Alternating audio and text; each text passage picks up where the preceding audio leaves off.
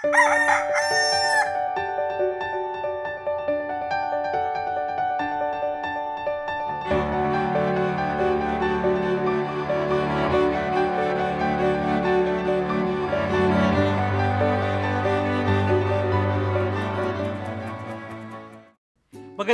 umaga po kapamilya. Ako po si Father J-Boy at tayo na po at magkapet pandasal.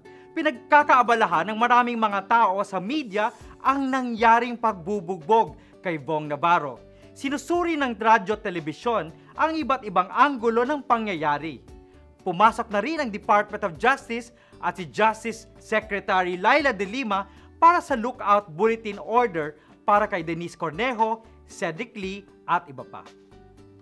Habang nakatutok ang madla sa kaso ni Bong Navarro, nasasapawan at hindi pinapansin ang mga matagumpay na usapang pangkapayapaan sa Mindanao. Ayon kay Gadsali Jafar, ang Vice Chairman for Political Affairs ng Moro Islamic Liberation Front, tapos na ang pakikipaglaban. Nakasalalay sa usaping ito ang kapayapaan sa buong Mindanao. Sa kasawing palad, binaliktad ng media ang lahat. Naging national issue si Bong Navarro kaysa sa usaping pangkapayapaan. Sa talinhaga ng manghahasik o The Parable of the Sower, pinaliwanag ni Jesus ang kahulugan ng binhing nahulog sa tinikan. Nang lumaki ang mga tinik, ay ininis ang binhi kaya hindi ito namunga.